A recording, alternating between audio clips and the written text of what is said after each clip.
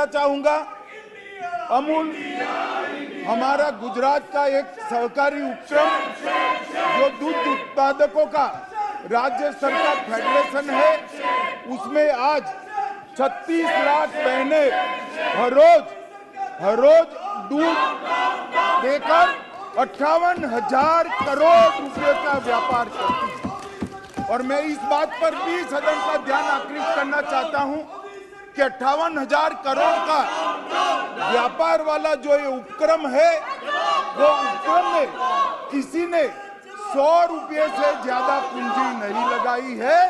सिर्फ 100 रुपयों की पूंजी से 58,000 करोड़ रुपए का उपक्रम बना है।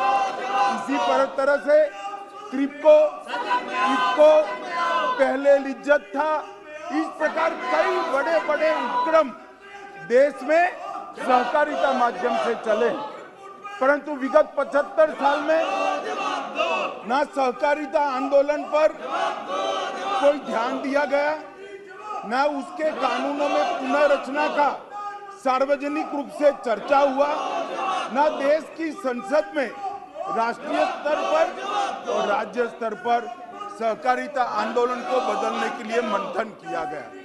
मोदी जी ने सहकारिता मंत्रालय नया बनाने के बाद मैं विश्वास से कह सकता हूं कि आने वाले 25 साल में, मतलब जब देश आजादी की शताब्दी मना रहा होगा, तब सहकारिता आंदोलन फिर से पुरजोर तरीके से देश के विकास में अपना योगदान देगा। माननीय अध्यक्ष, ये 2 साल में सहकारिता आंदोलन में आमूलचूल परिवर्तन करने का काम प्रधानमंत्री नरेंद्र मोदी जी के नेतृत्व में हुआ है।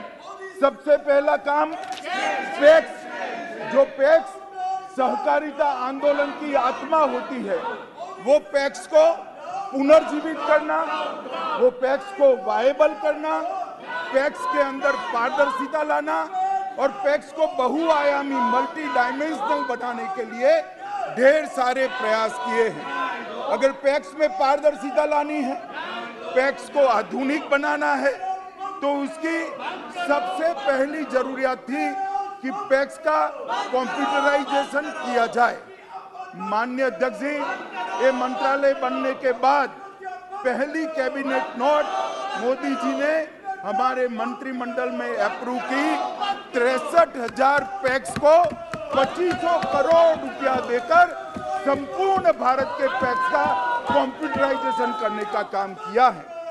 और मैं ये कहना चाहता हूं माननीय अध्यक्ष जी, पैक्स के कंप्यूटराइजेशन से पैक्स डिस्ट्रिक्ट कोऑपरेटिव बैंक के साथ जुड़ेंगे, स्टेट कोऑपरेटिव बैंक के साथ जुड़ेंगे और साथ में नाबार्ड के साथ भी सीधा उनका जुड़ाव हो जाएगा।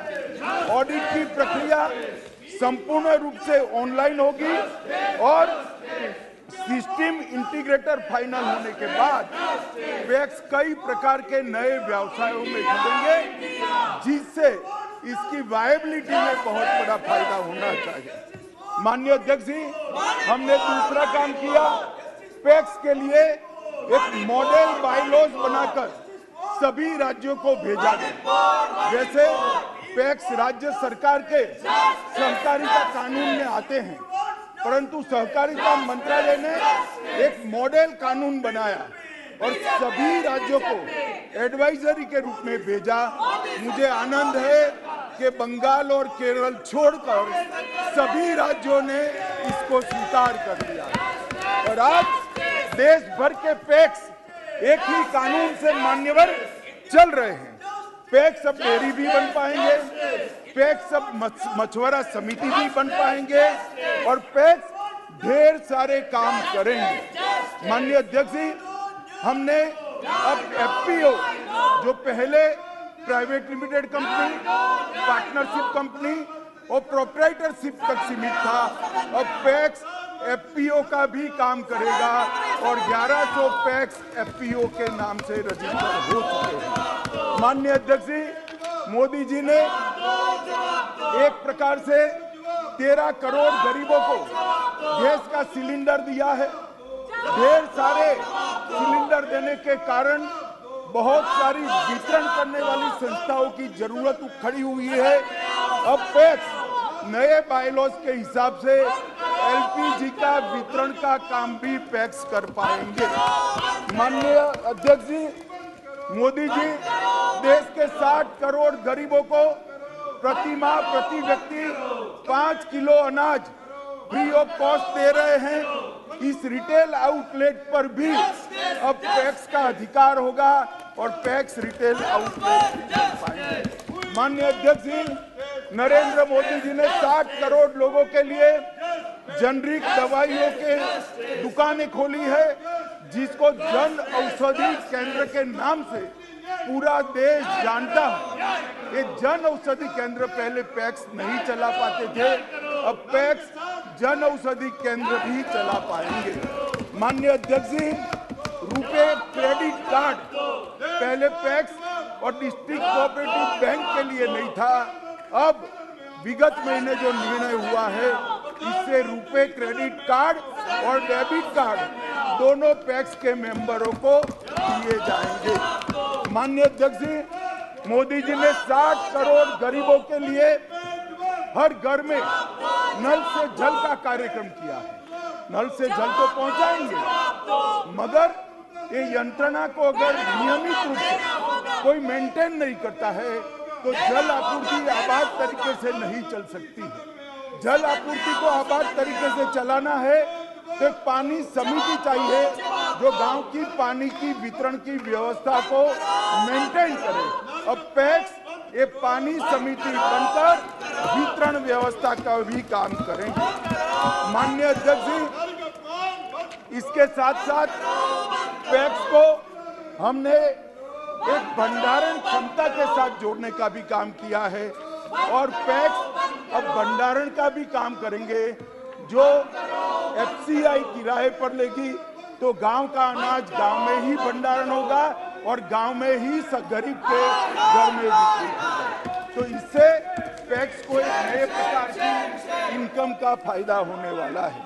माननीय अध्यक्ष जी, गत बजट में मैं मोदी जी का बहुत बहुत धन्यवाद करना चाहता हूं कि मोदी जी ने सालों से सहकारिता के साथ अन्याय होता था, कोऑपरेटिव और कॉर्पोरेट दो टैक्स अलग थे। मोदी जी ने और वित्त मंत्री जी ने गत बजट में सहकारिता समितियां और कॉर्पोरेट कंपनियों के टैक्स को एक प्लेटफॉर्म पर लाने का काम किया है। सहकारी समितियों के आयकर पर लगने वाले अधिभार में कटौती कर दी गई है। आयकर अधिनियम की धारा 369 एसटी के तहत नगद लेन देन में भी 2 लाख तक की परमिशन दी है, जो पहले 20,000 तक ही थी। माननीय अध्यक्ष जी, सहकारी बैंकों को जो कठिनाइयां पड़ती थी, मैं अर्बन कोऑपरेटिव बैंक की बात करता हूं, इसको वन टाइम सेटलमेंट करने का अधिकार अब राष्ट्रीयकृत बैंकों की तरह ही कोऑपरेटिव बैंकों को दे दिया गया। इसके साथ साथ नई 10% नई ब्रांच अगर खोलनी है तो रिजर्व बैंक की कोई परमिशन लेने की जरूरत नहीं। माननीय अध्यक्ष जी, पीएसएल लक्ष्यांकों के प्रति भी समय सीमा 3 साल तक बढ़ाने का काम किया है, जिससे अर्बन कोऑपरेटिव बैंकों को बहुत बड़ा फायदा होगा। आरबीआई में अर्बन कोऑपरेटिव बैंकों के समस्याओं के लिए एक नोडल अधिकारी को भी नामित किया गया है। आरबीआई ने डोर स्टेप बैंकिंग के लिए अब नेशनलाइज और प्राइवेट बैंकों के साथ साथ कोऑपरेटिव बैंकों को भी परमिशन दे दिया है, तो वो डोर स्टेप सेवाएं भी दे पाएंगे।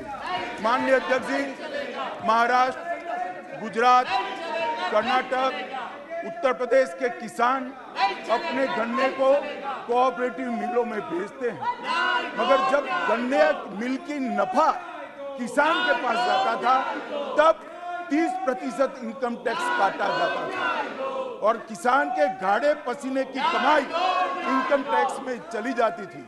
मैं मोदी जी का धन्यवाद करना चाहूंगा कि उन्होंने किसान को देने वाले मुनाफे पर से टैक्स को पूर्णतया हटा सिर्फ हटा दिया है, इतना नहीं, पास्ट में जो टैक्स दिया था वो 10,000 करोड़ से 15,000 करोड़ रुपया वापिस देने का काम भी ये भारतीय जनता पार्टी की सरकार ने किया। माननीय अध्यक्ष जी, 3 नई बहुराज्यीय कोऑपरेटिव सोसाइटीज बनाई है। पहली बहुराज्यीय कोऑपरेटिव सोसाइटी किसान की उपज को निर्यात करने के लिए प्लेटफॉर्म के नाते काम में आएगी।